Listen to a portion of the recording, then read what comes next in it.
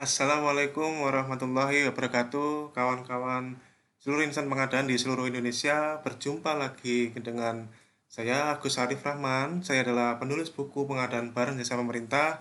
Inilah kedua buku saya, panduan dokumentasi perencanaan pemilihan penyedia dan kontrak pengadaan pemerintah penerbit Gramedia, dan buku kerja pejabat pembuat komitmen penerbit Prenada Media yang dapat Anda dapatkan di berbagai toko buku dan online shop di seluruh Indonesia.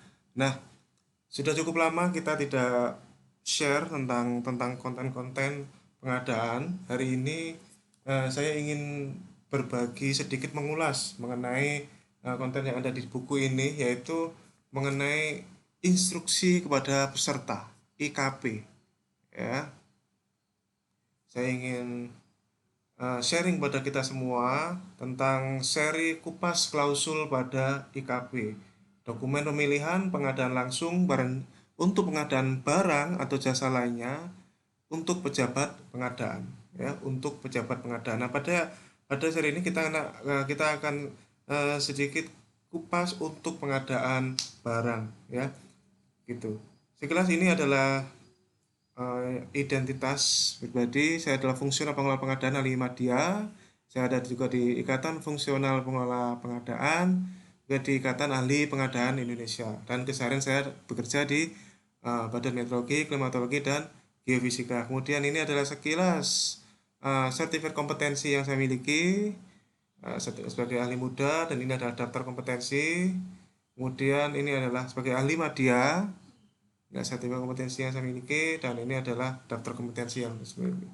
Nah, dalam rangka menjalankan amanah atas kepemilikan sertifikat kompetensi ini dalam khususnya pembinaan pengadaan barang jasa, izinkan saya berbagi pada Anda mengenai IKP. IKP ini jarang dibahas, ya, jarang dibahas, dan cenderung tidak terlalu dibaca. Nah, video ini kita khususkan untuk para pejabat pengadaan di seluruh Indonesia.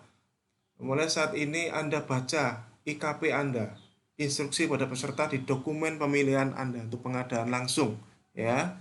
Seperti itu. Nah, kawan-kawan semua, pada prinsipnya adalah instruksi pada peserta itu berisi seluruh ketentuan mulai dari tingkatan Perpres 16 sampai turunan-turunannya, ya, terkait dengan pemilihan penyedia yang sedang dilakukan. Nah, dalam hal ini terkait pengadaan langsung. Jadi itu adalah berisi instruksi, ya, dari regulasi-regulasi yang harus Anda jalankan dan dituangkan seluruhnya dalam IKP ini. Dia Anda istilahnya gampangnya adalah Anda tidak perlu lagi cari-cari Perpres 16, cari-cari Perlem 9, cari-cari regulasi yang lain, cukup baca IKP. Itu saja. Itu untuk memudahkan kita semua dan menjadi panduan regulasi dasar hukum untuk pejabat pengadaan dan pelaku usaha di seluruh Indonesia yang menjadi spesialis pengadaan langsung khususnya. Nah, IKP menjadi dasar hukum prosedur pemilihan penyedia dan mengikat per paket pengadaan. Mengikat per paket pengadaan. Jadi misalnya Anda merubah IKP pada satu paket pengadaan langsung, maka khusus paket pengadaan langsung yang Anda rubah itu dia mengikat regulasinya. Seperti itu pemahamannya, ya. Jadi mengikat per paket pengadaan. Nah, kemudian IKP merupakan dokumen yang saling berhubungan dengan lembar data pemilihan LDP. IKP dan LDP itu berhubungan, ya. IKP dan LDP. Jadi akan seperti ini. IKP ini LDP di dokumen pemilihan Anda, dan ini IKP-nya. Ini berhubungan. Apa yang berhubungan? Penomorannya, numberingnya, Anda lihat, ya. Kalau Anda lihat, ada beberapa orang bertanya, ya, yang ya, terutama masih eh, terus belajar, ya, mengapa numbering di IKP, di LDP yang sekarang, di standar dokumen pengadaan sekarang tidak berurutan? Pernah nggak Anda terpikirkan seperti itu? Ya, kalau Anda sudah paham kenapa, bagus. Bagi Anda yang belum paham, kita sampaikan, kita klarifikasi di sini bahwa memang benar numberingnya tidak berurutan. Karena ini adalah seperti link dokumen bahwa LDP itu menjelaskan bagian yang perlu mendapatkan penjelasan tambahan atas IKP-nya, atas instruksi kepada pesertanya. Sekali lagi, numbering pada LDP merupakan bagian penjelasan tambahan dari IKP-nya. Oke, jadi itulah mengapa ini tidak urut. Ini lihat kan, ini dari 1, 2, 5, 8, ya kan, dan seterusnya nggak urut. DP-nya singkat kalau pengadaan langsung. Oke, nah, Seperti itu. Pastikan penomoran keterkaitan kedua dokumen ini tetap sama dan tidak berubah. Ya, sebaiknya karena saya lebih suka IKP itu tetap biarkan apa adanya. Kalau Anda mau merupakan modifikasi, lakukanlah itu di LDP-nya. Toh di IKP memberikan ruangan. Biasanya ada bunyi sebagaimana tercantum pada LDP. Nah, lakukanlah di situ. IKP-nya tetaplah biarkan asli. Walaupun juga tidak dilarang Anda merubahnya. Karena takutnya penomorannya akan berubah. Oke, jadi setiap klausul pada IKP merupakan dasar hukum aturan main dan tanda kutip ya aturan main prosedur pelaksanaan pemilihan baik dari sisi pejabat pengadaan maupun dari sisi pelaku usaha. Pastikan Anda baca IKP-nya untuk memudahkan memahami prosedur. Yuk kita sekarang kupasnya tidak akan detail semuanya. Ya kita hanya memancing Anda untuk membaca IKP aja sebenarnya pada video ini. Ya kita lihat ini IKP. Ini sebenarnya IKP sangat lengkap. Pertama lingkup pekerjaan. Ya lingkup pekerjaan di sini juga nomor satu ya lingkup pekerjaan. Anda lihat setiap kali di sini LDP membutuhkan isian di IKP-nya dijelaskan sebagaimana tercantum dalam LDP. Sekali lagi, setiap LDP ada minta diisi, di IKP-nya selalu ada bunyi begini, dalam satu subnumber 1.1. Sebagaimana tercantum dalam LDP. Itulah kenapa sebagai numbering tetap pertahankan asli. Ya. Ini peserta menyampaikan penawaran, peserta maksudnya adalah pelaku usaha ya, menyampaikan penawaran paket pengadaan sesuai dengan kode RUP seperti tercantum dalam LDP. Nah, di sini makanya wajib disebutkan kode RUP-nya, jangan sampai salah. Nama paket pengadaan sebagaimana tercantum dalam LDP. Nah, di sini kita mengisi LDP, bukan nama pengadaannya tulis di sini ya, bukan di IKP, tapi Anda tulis di sini. Karena minta penjelasan ya. Ya, termasuk uraian seperti itu. Nah, di klausul 1.4 ya, peserta yang ditunjuk berkewajiban untuk menyelesaikan pekerjaan dalam jangka waktu berdasarkan ketentuan yang terdapat dalam kontrak dengan mutu sesuai spesifikasi teknis dan harga sesuai kontrak. Ini adalah mengikat kepada pelaku usaha yang memasukkan penawaran di pengadaan langsung tanpa perlu mempersyaratkan sekalipun. Tanpa perlu mempersyaratkan, sudah bunyi di sini, otomatis ini sudah berlaku sepanjang klausul 1.4 ini tidak dihapus. Nah, di sini tidak ada karena memang tidak memerlukan penjelasan tambahan karena ini sudah cukup jelas. Gitu ya cara membaca dan seterusnya. Ini adalah IKP. Ini nomor 2 terkait sumber dana. Nah, ya sumber dana pengadaan ini dibiayai dengan sumber pendanaan sebagaimana tercantum dalam IKP dijelaskan di sini ya. Kemudian perbuatan yang dilarang dan sanksi. Ya penyedia dan pihak terkait dengan pengadaan berkewajiban untuk mematuhi etika pengadaan dan tidak melakukan tindakan sebagai berikut. Nah, ini otomatis ini menjadi terikat ya, larangan ini berusaha memengaruhi pejabat pengadaan dalam bentuk dan cara apapun untuk memenuhi keinginan penyedia yang bertentangan dengan dokumen pengadaan langsung dan atau peraturan perundang-undangan. Yang kedua, membuat dan atau menyampaikan dokumen dan atau keterangan lain yang tidak benar untuk memenuhi persyaratan dalam dokumen pengadaan. Jadi ini adalah larangan kalau ini dan ini akan menjadi dasar hukum ya pengenaan pasal apabila Anda melanggar ini karena sudah bunyi di sini. Ya ini untuk pejabat pengadaan sekaligus untuk pelaku usaha yang memasukkan penawaran yang ditunjuk di pengadaan langsung. Termasuk juga untuk larangan kepentingan di sini. Ini tidak diatur karena sudah jelas di sini. Para pihak yang melaksanakan tugas, fungsi dan perannya menghindari dan mencegah pertentangan kepentingan baik langsung maupun tidak langsung. Apa saja itu? Nah, di sini ya, jelaskan pengurus atau manajer koperasi yang merangkap sebagai pejabat penandatangan kontrak atau PPK. Ya, nggak boleh. Ya, pengurus atau manajer koperasi merangkap sebagai PPK atau sebagai pejabat pengadaan pada pelaksanaan di suatu kementerian. Artinya kalau di kementerian lain berarti masih boleh ya. Ya, Anda bisa terjemahkan sendiri ya. Bunyinya jelas seperti itu. PPK atau pejabat pengadaan baik langsung atau tidak langsung mengendalikan atau menjalankan badan usahanya penyedia. Boleh. Ya.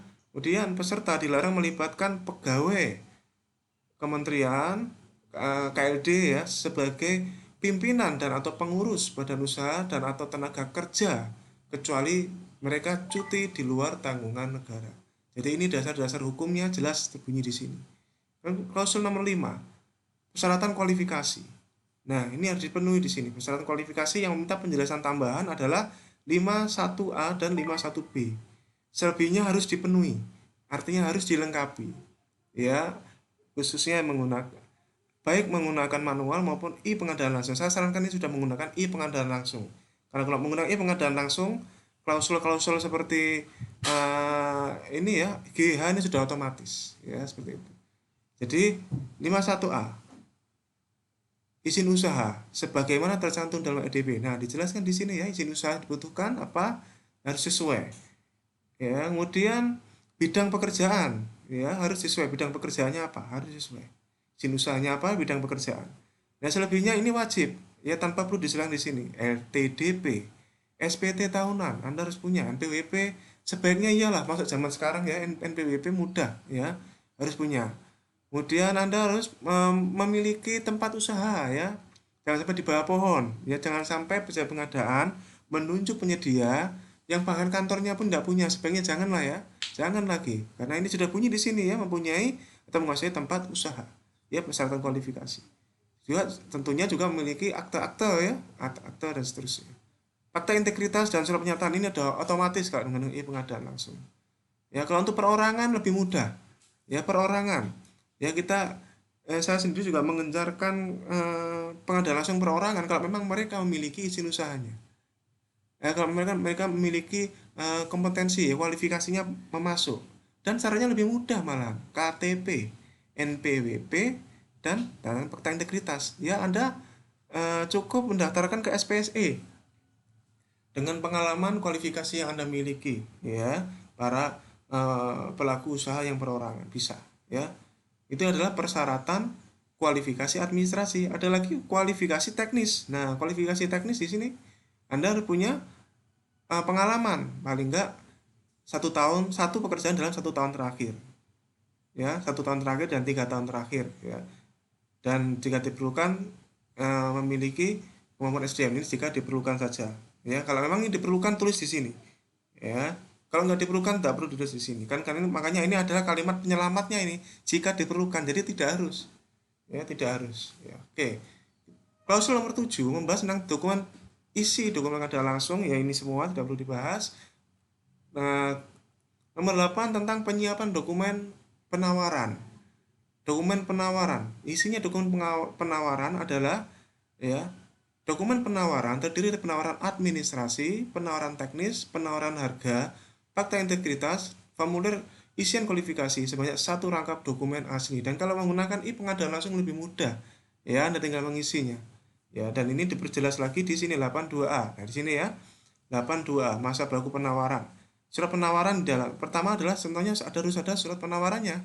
Ya, kalau menggunakan e-pengadaan langsung sudah otomatis surat penawarannya secara elektronik. Di sini harus dibunyikan masa berlaku penawaran sebagaimana tercantum dalam LDP. Kalau LDP masa berlaku penawarannya katakanlah 7 hari, di sini harus 7 hari. Kalau 10 hari 10 hari, 30 hari 30 hari. Harus sesuai dengan LDP. Ya pemberkasannya ya. Kemudian harga penawaran. Ini kalau di pengadaan langsung ya. Dan ditandatangani oleh dan ini tentunya kalau dengan pengadaan langsung sudah otomatis digital. Ya, dan seterusnya. Itu adalah dokumen penawaran administrasi. Kemudian dokumen penawaran teknis. Ya, kita lihat ini ada selanjutnya 8.3.h ya penjelasan tambahannya. Di sini kita lihat dokumen penawaran teknis terdiri dari nah ini ya disebutkan di sini penawaran teknis yang hanya adalah jangka waktu penyerahan atau pengiriman barang sebagaimana tercantum dalam LDP ya. Jadi seperti itu. Spektek tentunya harus ada standar dokumen kalau memang ada dan ini adalah kalimat yang tidak wajib ya kapal dipersyaratkan kalau memang dipersyaratkan bunyikan di sini saja ya tambahkan di sini tidak apa-apa. Jadi LDP ini dapat Anda tambahkan misalkan ini dokumen penawaran teknis ya ditambahkan 8.3 ya 8 ini tambahkan di sini kalau memang Anda persyaratkan kalau tidak persyaratkan tidak perlu ya ini tetap biarkan aja seperti ini kalau Anda memang persyaratkan bunyikan di sini itu poin saya. Ini pertahankan asli, kalau mau persyaratkan bunyikan di sini. Ya, seperti itu. Sebaiknya ya seperti itu. Walaupun Anda merubah ini juga tidak dilarang, tapi sebaiknya karena agar mempertahankan originalitas IKP ini. Ya. Dan seterusnya pembukaan dokumen, pejabat pengadaan meriksa kelengkapan dokumen ya kita dan LDP cukup sampai sini saja ya.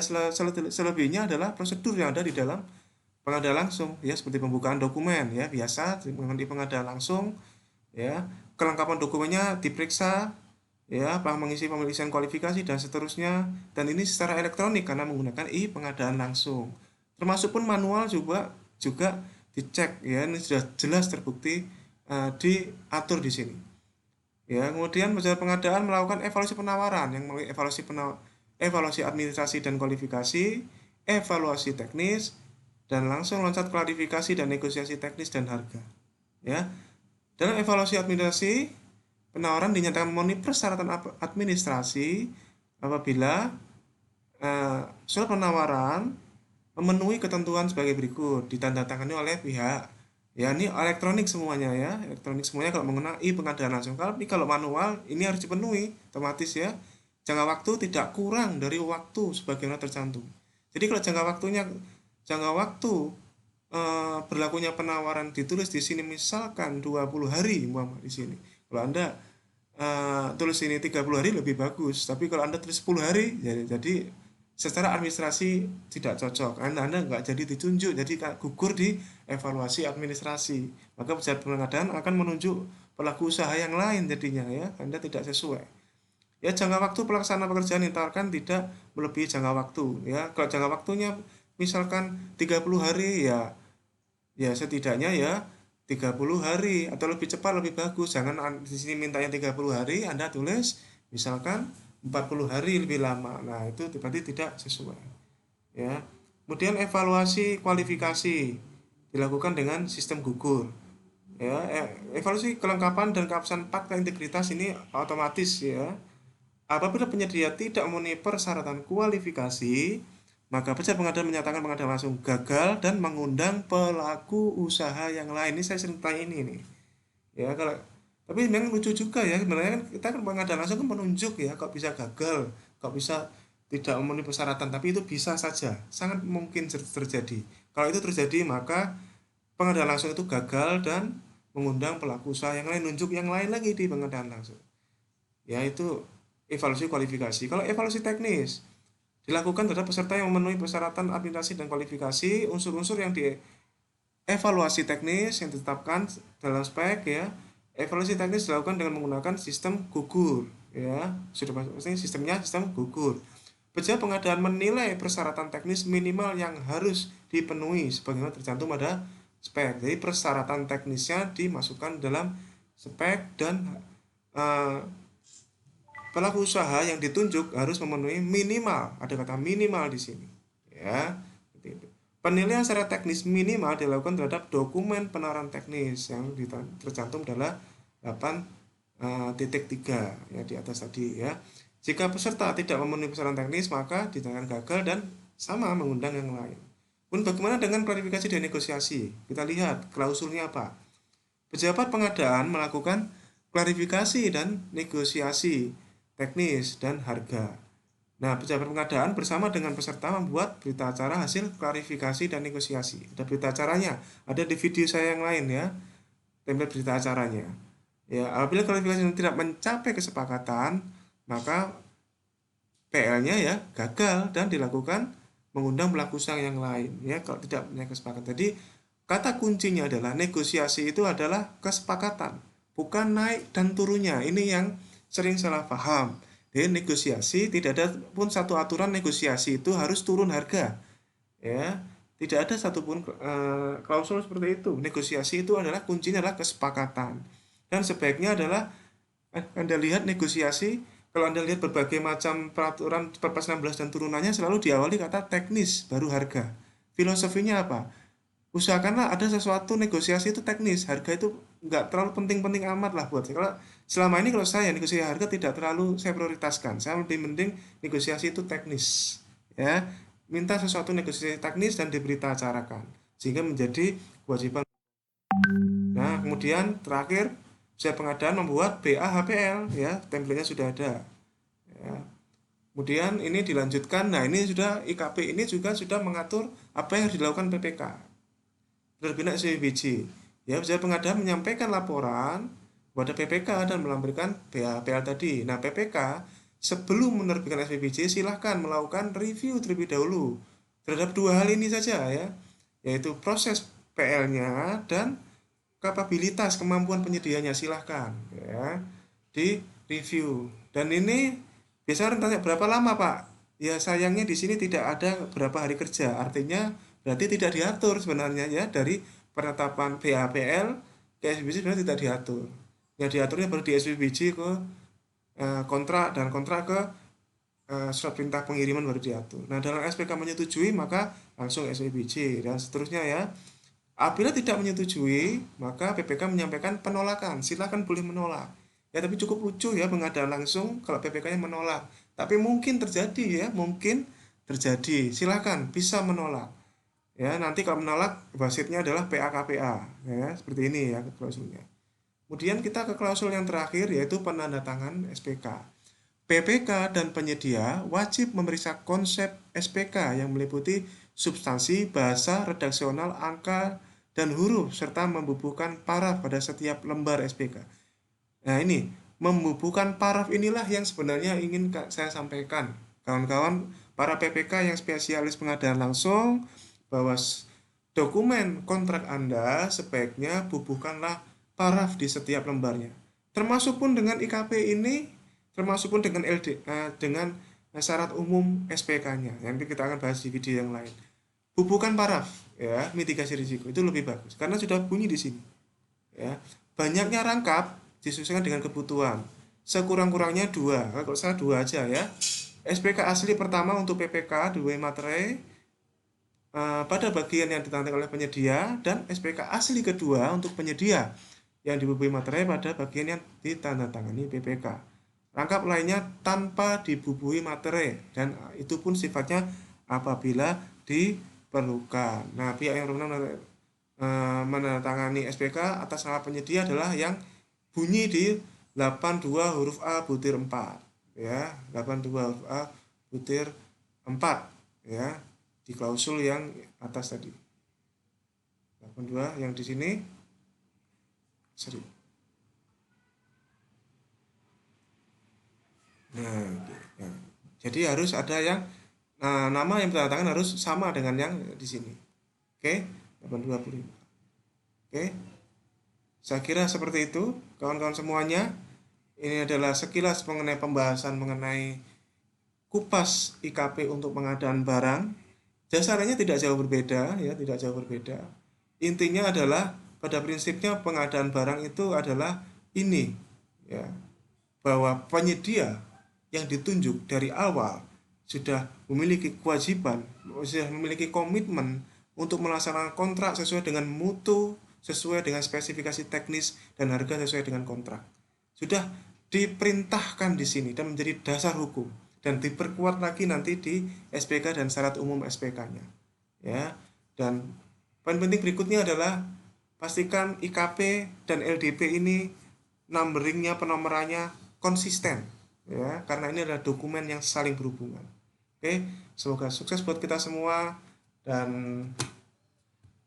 pesan kami ini adalah pesan untuk saya juga, Bapak Ibu kawan semuanya, bahwa dalam menekuni bidang pengadaan sebaiknya kita niatkan ibadah dan amal jariah agar diri kita terhindar dari segala macam keserakahan. Ya, ini pesan untuk saya ya, dan untuk kita semuanya. Kita saling mengingatkan. Sukses buat kita semua. Salam pengadaan. Assalamualaikum warahmatullahi wabarakatuh.